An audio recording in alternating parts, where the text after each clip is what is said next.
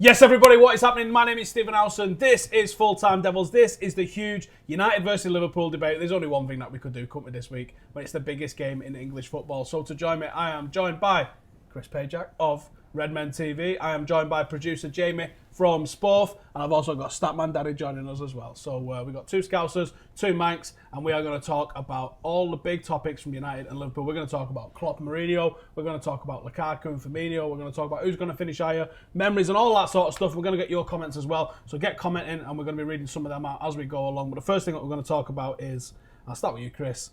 What does this rivalry mean to you? What's your memories of United and Liverpool? It's massive, this game, isn't it? For me, you know, we haven't had a rivalry in the city for a long time now. I mean, Everton's a big game and stuff, but that's just bragging rights with mates and with my brother and all that type of stuff and blue noses, but ultimately they're not our rivals anymore. You know, yous have been ahead of us for so long now. Yous are the ones that we want to, you know, knock off that perch, as it were, and it's a massive, massive game, and Liverpool need to win this one. You know, we beat yous in the league last season, we finished higher than you, and we want to make sure that we can do it 2 seasons on the bounce, because I don't think we've done that for years and years and years, have we? But as far as some memories and stuff go, you know, Danny Murphy's free kick ended about 10 years of pain at Old Trafford in the year 2000 was one of the ones.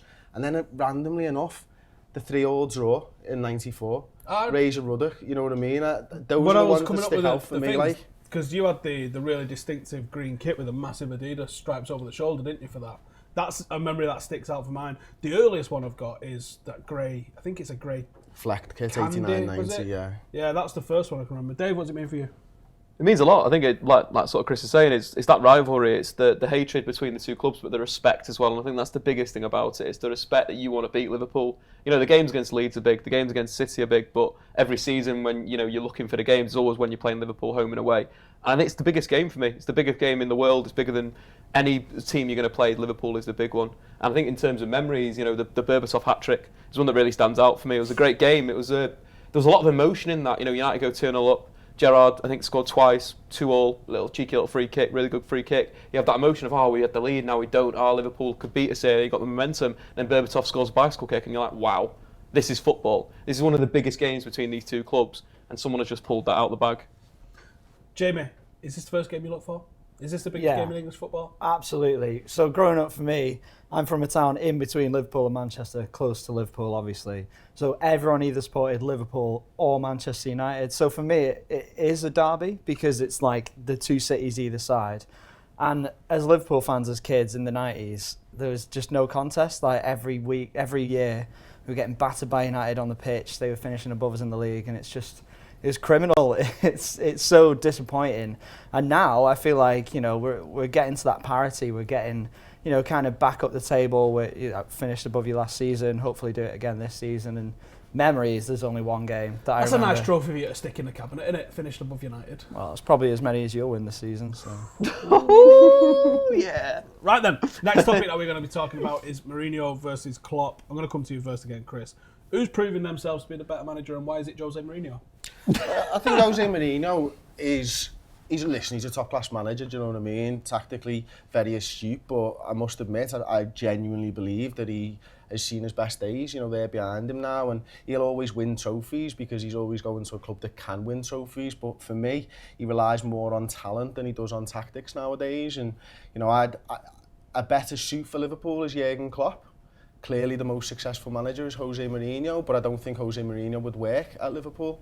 I think he's sort of everything that we hate and despise about football, which is mad considering, 14 years ago when Rafa and Jose went into the league together, they were tactically very similar managers, but football's moved on a lot since then, and I think the attacking flair and verve that Manchester City and Liverpool are playing with this season is more the future of football, and I think Jose Mourinho will be left in the past.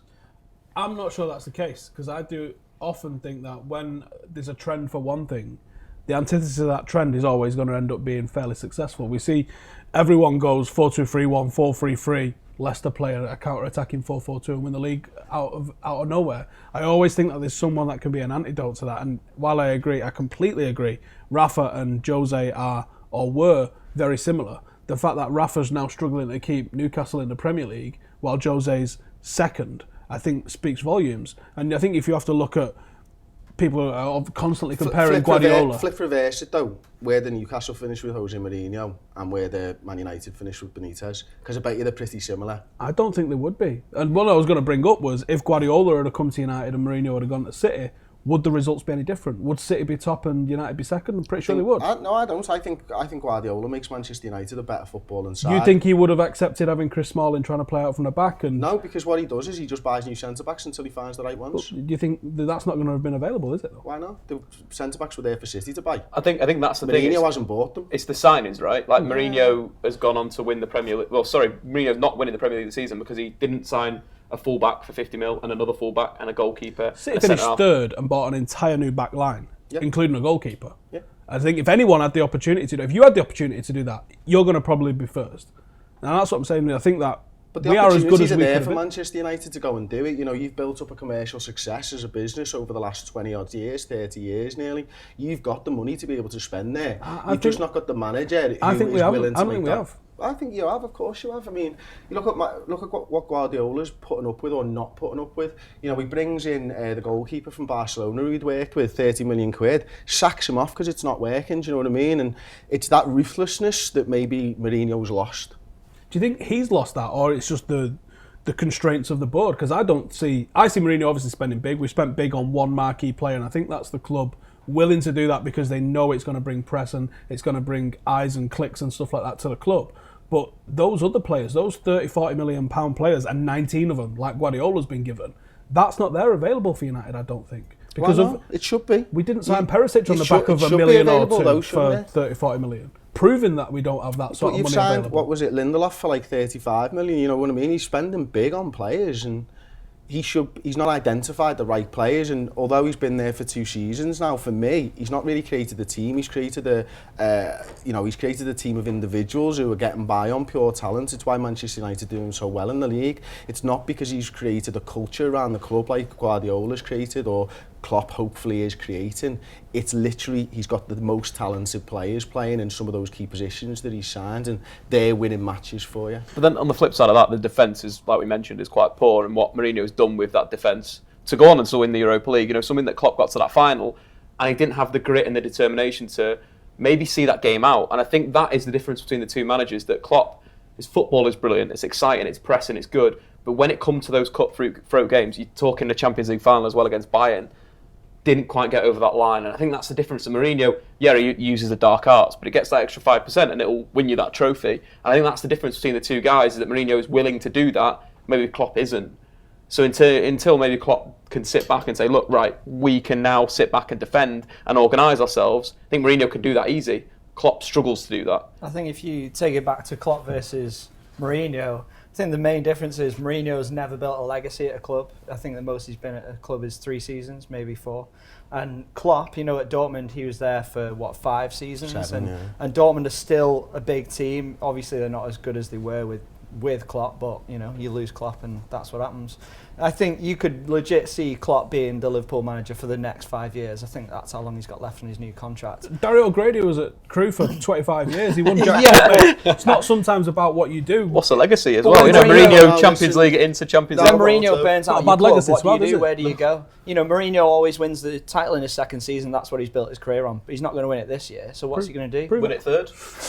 And Carlo Ancelotti comes in and we win La Decima because we win the Champions League. The thing is, Liverpool was a much bigger job than Manchester United, wasn't it? You know, and that's, you know, ultimately because of how far we'd fallen over the years. You know, Jose Mourinho's come in and he's taken a Manchester United side that were poorer than they've probably ever been, and he's improved them year on year. I think that's evident to everybody who watches football and understands football. But Liverpool was a much bigger job. I think, you know, because we nearly went into liquidation a few years ago, because of everything that was going on behind the scenes, we needed someone who was going to try and build something over a bigger period of time. And a lot of Liverpool fans wanted Jurgen Klopp's success at Dortmund, but they didn't want how Jurgen Klopp got there. And that's what we're currently going through. You know, everyone sees the 2 league titles, but not the 4 years beforehand that built to that. And we're going through that now. And it feels to me like Liverpool are on a massive upward trajectory. And Manchester United, although they are improving, probably aren't improving as much as Liverpool.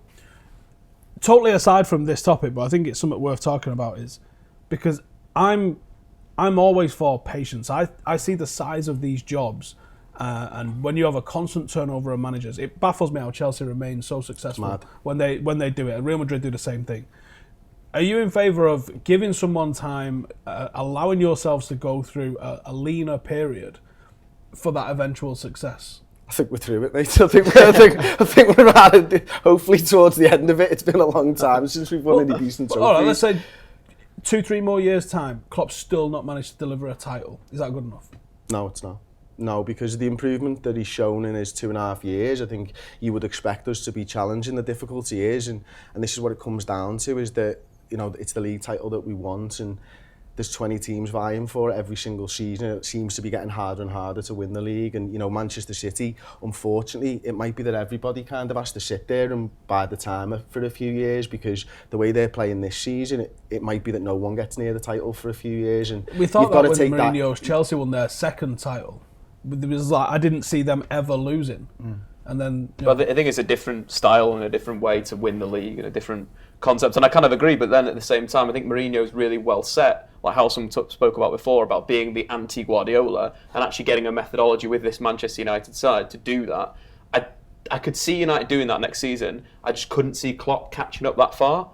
I don't think Klopp's got the tactical tools yet to be like, look, we could compete with City. I agree, in the games where you play City, most of the time you play them off the park, but it's not those games that Liverpool aren't going to win the league with. It's like your West Ham's at home, it's your West Brom's, those gritty games where I don't know if Klopp's found that answer yet, whereas Mourinho, as we saw against Crystal Palace, on Monday, absolutely like that gritty determination to change your system, to bring players on, and yeah, it's a wonder goal that wins the game, but you see like Mourinho tactically changing it, attacker comes on, Lingard goes to right back. I don't know if I see that from Klopp with that. It's the draws, actually. You've drawn a lot of games. we've drawn 9 games so far this season. I think we only drew 10 games all last season, and I think 5 of those games have been draws at Anfield, and that's what really hurt us. But I think if you look at the league table from October onwards, which is when we had our sticky patch before then, league starts in August. I know it does, but sometimes you've got to look at form, don't you? And since then, our goal difference is like 5 better than yours, a few points extra on the board, I think 5 points extra, we've only conceded a few goals less than you guys, so I think when Jurgen Klopp gets his team right and he's confident in his team, this team can go on and achieve stuff just like the Dortmund You're saying when Klopp gets his team right, that was the period that we lost Pogba. You can't really compare apples and oranges there. Why not? Because the league table Mourinho didn't have to put Pogba back in. Well, no, but that was our sticky patch. We didn't have Pogba. And that was where we hit that skid, obviously starting with the Liverpool game. I think with Klopp, I don't think it's his tactics that are wrong. I just think he doesn't have the players. You look at our defence before Van Dijk came in. All the draws were goals conceded. It wasn't not being able to score goals, and most of those were stupid defensive errors. That's the main problem. And but isn't it not a systematic defensive error? But you can't manage Dejan Lovren to not lose his head at Spurs. Before the game, you can say what you want, but if he goes out on the pitch and just spoons everything left, right, and centre, that can't be Jurgen Klopp's fault. He's looked a lot more composed since Van Dijk's come in, though. Yeah, and we've looked so much better since then. I think we've conceded 7 since Van Dijk came in the league, and Manchester United have conceded 6 in those 7 games, and I think we've won 3 more points than you, or 2 more points since Van Dijk came into the league. So you can see the improvement there, and it's mad because I didn't think it was just going to be Van Dijk making this much of a difference, but he really has, and there's a calmness to Liverpool's defending now, and everything seems to work. He's even improved the goalkeeper. Karius looks so much better with Van Dijk in front of him. It's mad, he's an incredible centre-half, and one of the lads said on the show the other week, I think we might have ripped Southampton off. He's actually that good, I think that the thing with that as well, though, the side that Mourinho has that Klopp maybe doesn't, or Liverpool as a club versus Manchester United, is keeping those players. I don't feel like United, touch wood, are going to lose any of their big stars to another European giant, whereas we've seen with Liverpool over the last, say, 5 years, Suarez has gone, Coutinho's gone, both to Barcelona. Is that a problem for Jurgen Klopp, that he can't sell that dream? Whereas Mourinho, you kind of get it. Yeah, but this time, we lost what most people would say was our best player. You wouldn't even know. I know you wouldn't, and that's credit to Klopp, but what I'm saying there is that is there always going to be that ceiling when trying to win the Premier League title? Exactly, it's going to be difficult, and what we have to do is we have to put trophies on the sideboard, don't we? And that's the only way that you're going to stop these players moving on. Coutinho wants to go to win trophies, Suarez wanted to go to win trophies, Sterling wanted to go to win trophies. I think I said to you at the time that when Coutinho went, that everyone was all depressed about him going, and I said, I think you've got a better deal here. You're a better squad because you were stacked in those forward three positions anyway. But you're not stacked in defence. I thought it was a smart thing on Liverpool's part because I did think you improved the squad. Losing Coutinho, but Dave's point is legit. Every single season there's a big signing leaves Liverpool. Yeah, it seems to be that way, and as I say, until trophies start being put on the sideboard, mate, it's going to be that way. So is that going to hinder Klopp's development then? I think it will hinder Liverpool. If Salah ends up as the top scorer in the Premier League this season, do you not think Real Madrid are going to start rubbing the chin looking at it? Of course they will, and that's what we want at the same time. You know, it's like, what would you rather Real Madrid and Barcelona not be interested in your players because we've got shit players, or would you rather than be interested in your players and try to hang on to them? They did sign Thomas Gravesen at one point. But Klopp had this at Dortmund, you know, Bayern Munich were poaching his best players every season, and he still won back-to-back league titles and then got to a Champions League final. Yet, like Chris says, you know, until Klopp starts winning trophies at Liverpool, I don't think you can say the same thing. But, you know, this is only his second full season, and our squad's looking like 1,000 times better than it did when he came in. I think you make a valid point, though, of Klopp's pull of these players. Like, they won the league, and they lost their player, the best player, every single season. Is that something with Klopp, that they are winning trophies, but they're not retaining players? Whereas you see Mourinho wins trophies. If you're out, it's because he's signed a replacement for you, or he's found someone better in. You're not going to get sold. Your best player's not going to leave. And again, it's that slight, like, I don't know how Mourinho manages it. Obviously manages it in a very personal way. Probably a bit more different to Klopp. Klopp's more, you know, arm around the shoulder. But is that an approach that Klopp needs, to be a bit more of, I'm the boss around here? I don't know. You look at the side that Chelsea could have had now, and I don't think you'd say that. Lukaku, De Bruyne, you know, it's Salah. It's also, crazy players. That it comes back to Jamie's point before about how long he's spent at clubs, doesn't it? You know, would he have kept those players around for 5, 6, 7 years? Would they have stopped listening to him? You know, something Ferguson for years was so good at was getting the assistant manager changed every few years and making sure that people understood from the assistant manager, and that changing approach every few years. Mourinho's never had to do that yet, so we've never actually seen how he manages a team over a long period of time. That's not to say that he can't do it. This is the manager thing. I think is mega valid because he's had the same team around since, you know, the early 2000s, and I do think that's a mega valid point. And I do think that was one of the real credits of Fergie, that not just did he bring in new assistants, but he was constantly bringing in the top line coaches. That's how Reddy Mullenstein ended up there. That's how a lot of the coaches ended up at United, because he would just go and find me the best in the world at X and then bring them in. Mourinho, because maybe it's a little bit of insecurity on Mourinho's part because he does move fairly often, but I think if you look at every single move he's made, they've been valid moves, or the clubs have been the sort of clubs where managers aren't able to build legacies. Porto, he moved on because he won the Champions League and he arguably reached the pinnacle, and the next step is Chelsea. Chelsea sack managers every 9 months. So the fact that he managed to do a couple of years there, winning a couple of titles, was pretty good in the first place. He then goes to Inter Milan. He wins a treble there, and he moved on because he was offered a job from Real Madrid. So all of the moves, and then Real Madrid again is just exactly the same as Chelsea. They average a manager every 12 months. So the moves are expected almost. And then he goes back to Chelsea, he wins a title, and 6 months later gets sacked, because that's what Chelsea do. I'm amazed Conte's still in his job, to be honest, because he did win the title like 8 months ago now. Would you not say that Mourinho was a failure at Real Madrid, though? He only won 1 league title in 3 years. Wouldn't you love to be a failure like that, Jamie? Well, yeah, but you see what Zidane's done with that squad. Obviously, Benitez came after him and was terrible, so let's forget about that. But, you know, you look what Zidane's done now, and he's won 2 Champions Leagues with their same squad, basically. It's different, isn't it? You got Ancelotti in between, who won the Decima. There's a lot of turnover there. That was Xabi Alonso, Khedira, Ozil in midfield. I think that's changed. But I kind of get where you're coming from. And I wouldn't say he's a failure. I think that, unfortunately, he was playing with the best side ever that we've ever seen, with Lionel Messi and Pep Guardiola. Whether that's going to be the same in the Premier League, that's the interesting side. Because obviously Mourinho won the title as Guardiola had left. Barca were on the slight down, if you can say, the levels. So maybe that'll be the same thing, and it'll be interesting to see whether Klopp and Mourinho can get across. Right, we're going to cut to a quick advert, and then we're going to carry on with... I've got some of your comments. All right, I imagine we're back. Robin Samuel says Klopp will win nothing. It's interesting when you get handed something that just says Klopp will win nothing. Oh, cool. Yeah. Don't get much of that on our show. That's a statement. Is there a question in it? Nope, it's a statement, and I fully agree. I disagree. I also What's he going to win? What, this season? Yeah. Champions League. Thank you. Just comment the time code. Comment the time code later. We'll get that clipped up. Yeah, we'll put the Lad Bible logo on his shirt. We're in the quarterfinal, you know. The guy in the grey t-shirt is making sense. Does he know I'm from Liverpool? I don't know if you've ever had that No, not often. thrown at you. Devil Doc says, gracious to invite these yobs, but don't do it again. He's not a yob. He's here often. He's not that bad. Bang out of order that. What's that fella's name who said that one? Devil Doc. I'm just going to ban him from our YouTube channel in case he ever goes on there. Yanta says, get real, Liverpool a huge club. You joking? I don't think we're joking. Liverpool are a huge club. They're not a great team at the moment in terms of world football, but they're still a huge club. I'd rather be competing with Liverpool for the league title than City and Chelsea. Compete with them for second. I'd say this is For second. Yeah, so we've got a good thing, but at the same time, it's better to compete with someone that you've got that rivalry that's a bit of a bond with than someone that's going to, money comes in, oh, we're going to sign all these players, oh, sweet, we've got a good manager, oh, cool, we won the league. It's a bit boring.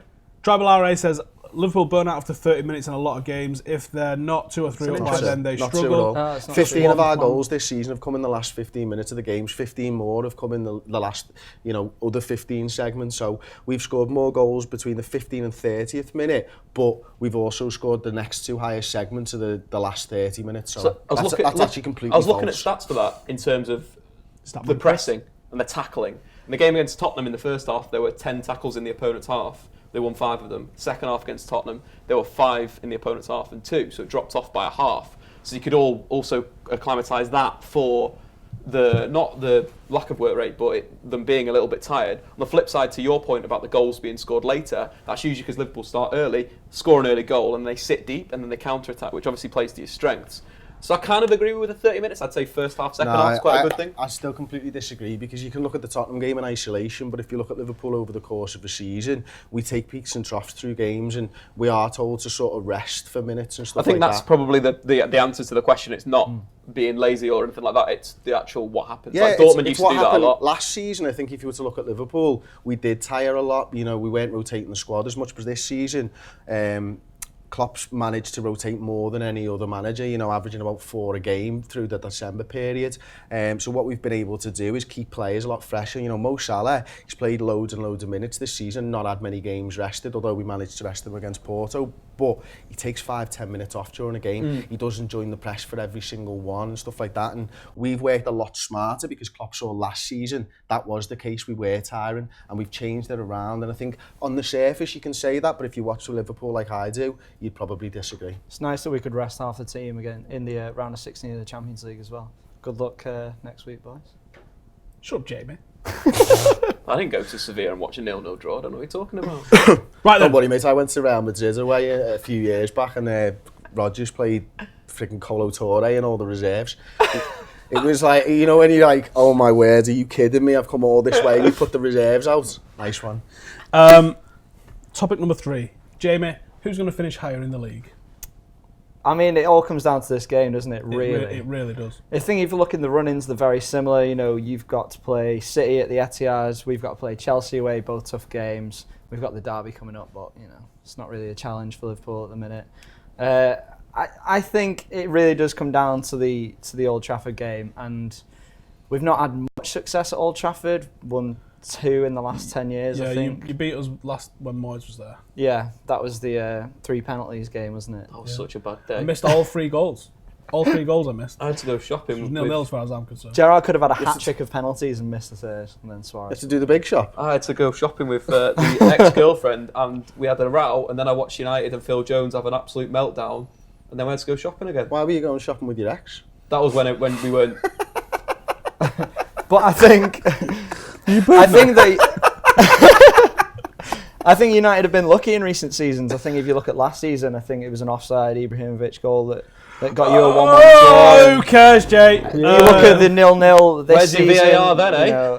Exactly. You look at the 0-0 this season, United weren't interested in attacking at all. I think now this Liverpool team is much better than the one that played at Anfield. That is not true. Our substitutions, we substituted off, I think it was a defensive midfielder for Lingard and Rashford. We went for it, and Klopp made defensive substitutions. Don't buy into the media narrative. Klopp didn't make any attacking substitutions. I think he didn't change anything. I think he did some like-for-like subs. It was 4-3-3, 4-3-3. Yeah, but you played double fullbacks. Yeah, and that was really good, and it negated your attack. You didn't score though. The was point is dreamy. to score goals and win games. Which we tried to Or do get draws today, and be ahead of you in the league at this point. Well, we'll see what happens on Old Trafford. I Saturday. don't put too much weight on this game about who finishes second. I think the Champions League is going to play a big part in that. You know, you saw last season when you went on to win the Europa, the league form, Just jacked it in. he just jacked it in. And listen, literally phoned it but in. the thing is now, We did because literally phone fourth, you don't go through qualifying in the Champions League. What's the difference between finishing second and fourth now? I think you still do.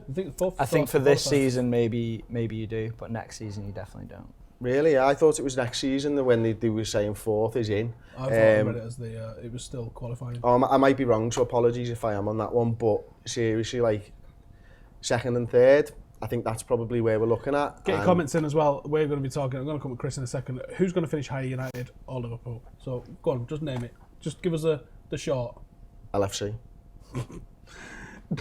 Dave, who's finishing higher? United. Absolutely. Right then, Let's move on. no debate needed.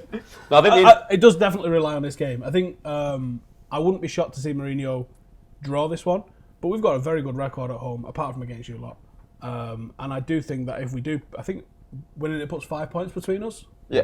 I don't think you're making 5 points up over the back. No, it's difficult, isn't it? I think the Chelsea game last week was huge for United. Like Big winning result. that was. That gave me a lot of confidence coming into this, but then the Palace one obliterated it. The Palace one, I think, is the important one. I think if you'd have not been able to get the victory there, we could have seen Mourinho line up slightly differently against Liverpool. That was frustrating. It gives the advantage, it really does, because of that 2 point gap. Draw now, can't Yeah, he, as well, well? that's the thing. You guys, you kind of need to win this game. Like, you need to get those points back on United, and you can directly do it at Old Trafford. And if you don't, then again, it's like just rocking over, going through the phases. But it means that Mourinho can sit deep. Liverpool are really good on the counter-attack. Like, the reason why United played so defensive against Liverpool was because how good you guys are on the break. Don't give you space. You can't give Salah space. You can't give Mane space. You can't let Firmino drop and turn and play. And United didn't let Liverpool do that. And again, that's a similar thing at Old Trafford. And this situation now, United can play for a draw and still be 2 points ahead. That's the advantage, I think. And that Palace game was huge. Because if it was the other way around and United had to attack and Liverpool could counter, different That's game. what we want, isn't it, Yeah. ultimately? Yeah, that's why I say I think that Palace game's massive. But it is going to be interesting. You've got United with the second best home form in the league and Liverpool with the second best away form in the league. So it's like the immovable, what is it, the immovable objects meets the whatever. You know what I mean. It's a Marvel thing, I The think. turnaround from earlier in the season, isn't it? Yeah, The away that's it. form definitely picked that up. Lukaku versus Firmino. Who's the best number 9? Firmino. Well, if you're going in pure number 9 terms, you know, you look at Lukaku's goals, he scored 24, Firmino scored 23. You know, if you look at that, maybe you could argue that Lukaku's better, but in every other aspect, Firmino's a better player. Like, his contribution to the team, he's got 10 assists this season. Lukaku's only got 3. No, that's incorrect. His He's defensive... got 7 assists, hasn't he, and 23 it's more than goals, that, Lukaku, and Firmino's got 22 goals and 13 assists for us. But I think, you know, ultimately, Firmino might not suit your system, and Lukaku definitely wouldn't suit our system, you know, and that's crucial, isn't it? I think when you look at, like, goals per minute, you know, Firmino does just about come out on top. He's played 300 less minutes in the Premier League. I think Firmino's is about 0.55 per game and Lukaku's is 0.52. Assists, you're looking at 0.3 a game for Firmino, 0.22 for Lukaku. You can look at expected goals. Firmino's outperformed for the last 3 seasons. He's still doing really well there. In his build-up play, he's more involved. He's averaging about a key pass more every single game. So I think when you look at what he does for our team and the fact that he's still playing in a team with Mo Salah, who scored a ridiculous amount of games, he's perfect for us. I also wouldn't think Salah swap the scores two. a lot because of Firmino Exactly. ghosting out of the way. And yet to still get 22 goals while Salah's doing that shows how good a fit he is for this Jurgen Does Klopp that side. not?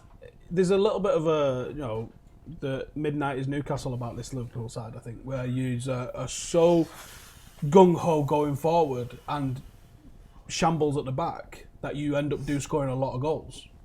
So it's a team that scores a lot of goals and it ends up being in a lot of high-scoring games, whereas we're looking for that one goal in a tight game. I think that's the interesting side of it. Lukaku, scored more goals than Firmino in the league and in all competitions, but United aren't creating anywhere near as many chances as Liverpool, and they're not set up to do that. There's been so many games this season where United haven't played to Lukaku's strengths. Like, you should play to Lukaku's feet. You should get him involved. And that's arguably why it'd be perfect for Jurgen Klopp, because Firmino has the ability to play as a false 9 to drop deep, but arguably Lukaku can do that as well. We saw against Huddersfield how the impact he had there, you know, getting involved in the play and the build-up and then spinning in behind. And I think Lukaku is massively underrated as a striker. You know, you see how the big signings this summer in terms of the window, Lacazette, Morata and Lukaku. Well, Lukaku scored more goals than both of those two guys. I think it's impact new club. Firmino's been there for a while, and this is his first season where he's really come up and done it. Lukaku's doing it from day one, and I think that's the impact of the guy. You know, 1 goal away from being 100 goals in the Premier League, and there's only like 7 players that have done it faster than him. So for me, if you're going to compare the players, I think Firmino is technically better now, but Lukaku, there's no reason why Lukaku couldn't be that technically good. And I'd say Lukaku is a better goal scorer. Take his goal he scored against Palace. It was about 12 shot feints, then he smashed it in. I don't think you've seen Firmino do that. No, I think that they are different forwards, and I think they're both quality forwards, and they're very, very good within their own position. But I think Lukaku will be more complete than Firmino when he gets to his peak. I don't think Liverpool are as individualistic, though. They play as a team, and you have to look at that front three as a three, like Mane, Salah, Firmino.